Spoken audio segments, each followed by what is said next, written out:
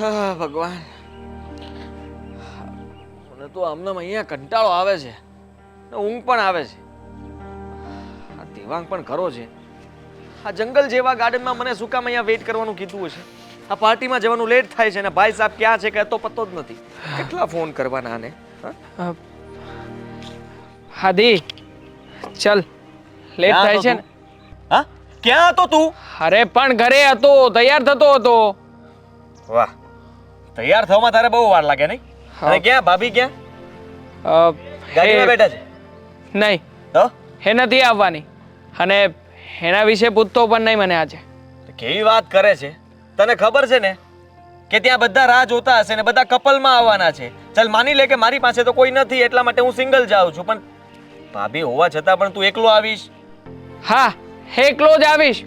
હા, તારી ભાભીને છે ને કોણ જાણે આ શું પહેર્યું તું, આ ટોપ અને જીન્સ ને આવું બધું પહેરીને આવવું છે. હવે પાર્ટીમાં આવું બધું પહેરીને જવાનું હોય? સ્વાભાવિક છે, એવું જ પહેરે ને. હવે ત્યાં થોડી કોઈ સાડી બાડી પહેરીને આવે, કેવું લાગે? ચીપ. અચ્છા, આવું જ પહેરે? હા, ચીપ લાગે. હા, અરે તું મારો દોસ્તાર છે કે એનો? તારો. કંઈ પણ જે મનમાં આવે છે, ચીપ ક્યાંથી લાગવાનું? અરે સંસ્કૃતિ છે આપણી. અને આમ પણ આ સ્ત્રી જેને ઢકાયેલી હોય ને એટલી વધારે સારી લાગે. માનું છું ભઈલા કે તું કે જો બરાબર છે, પણ આપણે જ્યાં જતા હોય એ પ્રમાણે તો રહેવું પડે ને. હવે તું કોઈ પ્રસંગમાં જતો હોય ને સાડી પહેરીને લઈ જા તો બરાબર છે. હવે અત્યારે આપણે પાર્ટીમાં જઈએ છીએ ત્યાં સાડી. ઓ, તું મને શિખામણ ના આપ. અને આમ પણ મારી પત્ની છે, મારી પત્ની શું પહેરશે અને શું નહીં એ હું નક્કી કરવા વાળો છું. તું કોણ છે મને ખોટે ખોટી શિખામણ આપવા વાળો? જો દેવાંગ, તું ગુસ્સો નહીં કર. મિત્ર તરીકે સાચી સલાહ આપું છું પહેલા. અને તું પણ જો ને, આ ફોર્મલ પહેરીને આવે છે. અરે જીન્સ ટી શર્ટ પહેરી શકે ને તું પણ. તું શું કામ આવી રીતે રહે છે અને તું એવું શું કામ ઈચ્છે છે કે ભાભી એવા જ કપડાં પહેરવા જોઈએ? પહેલેથી પહેરું છું અને ફોર્મલ કપડાં જ પહેરતો આવ્યો છું. મારે કેવા કપડાં પહેરવા, કેવી રીતે રહેવું એ હું નક્કી કરું છું. બસ એ જ. જેવી રીતે તારે કેમ રહેવું એ તું નક્કી કરે છે, તો ભાભીને કેમ રહેવું એ પણ એ નક્કી કરી શકે ને? ના, એ નક્કી ના કરી શકે. કેમ? પત્ની છે મારી. અને આમ પણ એક પતિ તરીકે મારી પણ જવાબદારી અને ફરજ બને છે કે એની પણ હું કાળજી રાખું, એનું ધ્યાન રાખું. પત્ની છે, ગુલામ નથી કે તું કહે એટલું જ એને કરવાનું. જરા વિચાર કર. હા, તું ભણેલો ગણેલો હોવા છતાં મારે તને શું સમજાવવો પડે? અને તું ગુસ્સો ના કરતો, હું તને ખાલી કહું છું. અચ્છા, હા, ભણેલા ગણેલાની વાત આવી જ ગઈ છે તો પછી કેને? હા, કોલેજમાં આપણે બંને સાથે ભણતા હતા ત્યારે જોતા હતા ને બધી છોકરીઓને. હા, હા, જીન્સ ટોપ બધા મોડર્ન કપડાઓ પહેરતી હતી. કેટલી છોકરીના લગ્ન થયા છે અને લગ્ન થયા પછી કેટલી સુખી છે. હા, અરે આપણો પ્રશ્ન નથી ભઈલા. હા, આપણે લોકો જોતા હતા, મસ્તી ઉડાડતા હતા, બધી વાત ઓકે. અને એવું તો ચાલતું જ રહેતું હોય છે. જો દુનિયા છે, કોઈ સારી નજરે જોવે તો કોઈ ખરાબ નજરે, અને આપણે એમાંથી તો પસાર થવાનું હોય. ના ના, એમાંથી પસાર થવાનું હોય પણ કોઈ ખરાબ નજરે જોવે એવું કામ જ શું કામ કરીએ? હા, લોકો આપણને જ્યારે પણ જોવે ત્યારે સારી નજરે જોવે એવું જ કામ કરવાનું હોય ને. હા, મોકો શું કામ આપીએ કોઈને? હું તારી સાથે ધડ કરવા નથી માંગતો, પણ તું ઝઘડો કરીને ઘરેથી આવ્યો છે? હા, ઝઘડો કર્યો છે તારા ભાભી સાથે. મેં કહ્યું કે પાર્ટીમાં આવવું હોય તો પછી એને સાડી પહેરવી પડશે તો જ લઈ જઈશ, પણ એ ના માની એટલે આવતો રહ્યો. હવે ચાલ, આપણને મોડું નથી થતું. મોડું તો થાય છે, પણ કહું છું હજી પણ ભાભીને લઈ આવે તો શું વાંધો છે? અરે નથી લાવવી, તે લેવા ગઈએ. જો મારી વાતે માનવા તૈયાર ના હોય તો પછી હું શું કામ ને એને સાથે લઈને જાઉં? અને આમ પણ મને કોઈ એવો શોખ નથી કે લોકોની નજરમાં ચડે. હા, એક મિનિટ, મેં જ્યારે ફોન કર્યો ત્યારે તને ખબર જ હતી કે તું ત્યાં ઝઘડો કરીને અહીંયા આવતા તારે લેટ થશે, એટલે તે મને અહીંયા વેઇટ કરવા માટે કહ્યું, એવું જ ને? હા, એવું જ. એટલા માટે તને કહી દીધું હતું કે થોડી વાર શાંતિ રાખ અને વેઇટ કર મારો. ઠીક છે, તો એક કામ કરીએ ને, આપણે પણ કપડાં ચેન્જ કરીને જઈએ. કપડાં ચેન્જ કેમ? હવે આ સાદા અને ફોર્મલ કપડાં તો છે. ના ના, આપણી સંસ્કૃતિ પ્રમાણે આપણે પણ આપણો જ પહેરવેશ પહેરવો જોઈએ ને. હા હા, ધોતી અને કુર્તો. ચાલ. હો ભાઈ ઓ, વધારે સલાહ શિખામણ ના આપ. હું પણ આજના જમાના પ્રમાણે જ વાત કરું છું.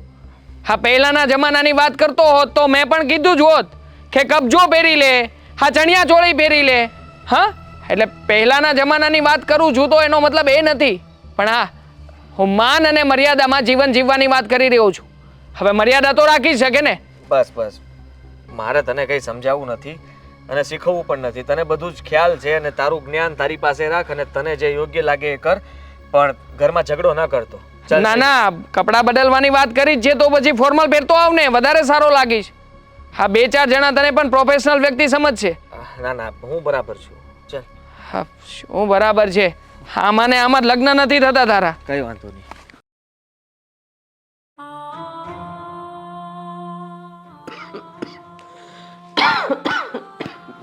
સીતારામ સીતારામ. દામિની, બેટા એક ગ્લાસ પાણી આપજે તો.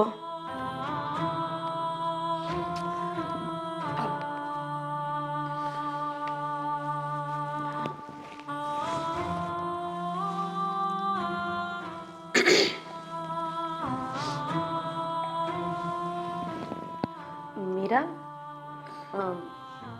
તું કેમ હજી ઘરે છે? દેવાંગ નથી આવ્યો કે શું? મમ્મી એ આવ્યા હતા અને જતા પણ રહ્યા છે પાર્ટીમાં, ઘરે નથી. આ તું શું બોલે છે બેટા? એ ઘરે આવ્યો અને પાર્ટીમાં જતો રહ્યો, પણ તમે બંને સાથે જવાના હતા ને? શું થયું? હા, અને આટલી બધી ગુસ્સામાં કેમ છે? પ્લાન તો એવો જ હતો કે અમે બંને સાથે પાર્ટીમાં જશું, પણ પ્લાનમાં ચેન્જીસ એટલા માટે આવ્યા ને કે તમારા દીકરા મારી સાથે ઝઘડીને ગયા છે. કઈ બાબતે ઝઘડો કર્યો પાછો દેવાંગે? એને શું હોય, મારા કપડાં. પેલા જીન્સ પહેર્યું ને મમ્મી, તો ના પાડી કે તું જીન્સ પહેરીને ક્યાંય બહાર નહીં જાય, તો મેં કુર્તી પહેરી લીધી. મને થયું કે ચલો એમને નથી ગમતું ને તો ઇટ્સ ઓકે, તો હવે આનાથી પણ પ્રોબ્લેમ છે એમને.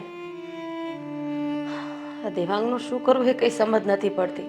અરે કપડા ઉપરથી કઈ લોકોના સંસ્કાર થોડે નક્કી થાય છે. સેમ ટુ યુ મમ્મી, મેં આ જ કહ્યું કે લોકોનું ચરિત્ર એના કપડા પરથી નક્કી નથી થતું, તો એમણે મને એવું કહી દીધું કે લગ્ન પછી સ્ત્રીએ સાડી જ પહેરવી જોઈએ. એ તો એનો પોતાનો વિચાર છે. સ્વતંત્ર માણસ સ્વતંત્ર વિચાર કરી શકે, એનો કોઈ સવાલ નથી. આ આપણાથી ત્રીજું ઘર કાંતા માસીનું, એના ઘરની વહુ સાડી જ પહેરે છે ને, માથે ઓઢે પણ છે અને એના સસરાની લાજ પણ કાઢે છે. પણ એમ છતાંય ક્યારેક ક્યારેક ઝઘડો થાય તો સસરાની સામે હાથ લાંબા કરીને ઝઘડો પણ કરે છે. તો એવી મર્યાદાનો શું મતલબ છે? પણ આ વાત દેવાંગને ગળે ઉતારવી એ થોડી અઘરી છે. મમ્મી હું તો બધું સમજુ જ છું, મને તો ખબર જ છે કે સંસ્કાર અને કપડાને કોઈ લેવા દેવા નથી, પણ હવે તમારા દીકરાને કોણ સમજાવે? એની માં એટલે કે હું સમજાવીશ દેવાંગને કે કપડાં કપડાની જગ્યાએ છે અને મર્યાદા મર્યાદાની જગ્યાએ છે. પણ મમ્મી તમે કહેવા જશો ને તો તમને પણ 4 શબ્દ બોલશે. દેવાંગ કોઈનું રાખે એમ નથી, મને તો આટલું બોલે જ છે. જો બેટા, આપણા વડીલો કહી ગયા છે કે સીધી આંગળીએ ઘી ન નીકળે ને તો આંગળીને વાકી કરવી જ પડે, જેથી કરીને જેટલું ઘી આજુબાજુમાં ચોટ્યું હોય ને એ એક સાથે આંગળીમાં આવી જાય. મમ્મી આ તમારી કહેવતો છે ને ક્યારેક ક્યારેક મને ન સમજાય, મને છે ને મારી ભાષામાં સમજાવો. તારી ભાષામાં મારે બોલીને સમજાવવાની જરૂર નથી, પણ હવે હું દેવાંગને કરીને બતાવીશ. એને પણ ખબર પડે ને કે મારી મમ્મી શું કરી શકે અને ક્યાં સુધી કરી શકે. તો શું વિચાર્યું છે? એવું તો શું કરવાના છો કે આ દેવાંગ સમજી પણ જશે અને કઈ વાત વધશે પણ નહીં? ઘરના બધા કામ થઈ ગયા છે ને? રસોઈ પણ થઈ ગઈ છે. હા એટલે મારો કહેવાનો મતલબ એમ છે કે તું ફ્રી થઈ ગઈ છે. હા, ક્યારની પાર્ટીમાં જવું હતું ને તો કેટલું જલ્દી કામ કર્યું હતું, પણ બધું ફેલ ગયું મમ્મી. કઈ વાંધો નહીં, પાર્ટીમાં નથી જવાયું એનાથી શું? હવે તારે મારી સાથે આવવાનું છે. મમ્મી તમારે ક્યાં જવું છે? આ મંદિર સિવાય તમે ક્યાંય જતા નથી. મંદિરે જવું છે આપણે? ના બેટા, હું એક મંદિરે જાઉં છું ને એટલે ઘરના બધા સભ્યો માટે ભગવાન પાસે પ્રાર્થના કરી જ લઉં છું. તને મારે લઈ જવી છે મોલમાં. મમ્મી અત્યારે કરિયાણું લેવા કોણ જાય? એક તો હું બોરિંગ થઈ ગઈ છું, થાકી ગઈ છું, ગુસ્સામાં છું. અરે મારી માં, થોડો શ્વાસ તો લે. આપણે લોકોએ શોપિંગ કરવા જવું છે અને એ પણ તારી માટે. સાચે? હા. પણ મમ્મી પણ કઈ નહીં, તારી એક માટે નહીં, મારી માટે પણ. મારે પણ થોડા ડ્રેસ અને જીન્સ લેવા છે. મમ્મી મમ્મી એમ નહીં, મેં કીધું ને આ ઘરમાં તું ફેશન કરી શકે તો પછી મને પણ થોડું થોડું શીખવાડ ને. શીખડાવું તો ખરા પણ ઉંમર, મારી ઉંમર થઈ ગઈ છે ને. નહીં, તમારો દીકરો ઉંમરને અને કપડાને લેવા દેવા નથી એ મને ખબર છે. તમારા દીકરાને ખબર પડી ગઈ ને કે તમારો ફેશન ડિઝાઇનર હું છું તો હું તો ગઈ. તું ચિંતા નહીં કર, જ્યાં બહુમતી હોય ને એનો વિજય થાય. દામિની પણ મારી બાજુ છે, તું પણ મારી બાજુ છે, આપણે ત્રણને ભેળા મળીને કંઈક તો કરી જ લઈશું.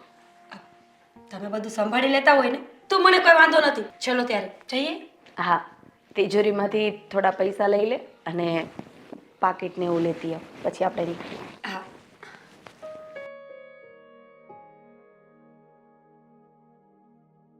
હેલો મિત્રો, જો તમને અમારો વિડીયો પસંદ આવ્યો હોય તો અમારી ચેનલને લાઈક કરો, શેર કરો અને સબસ્ક્રાઇબ કરો. Thank you.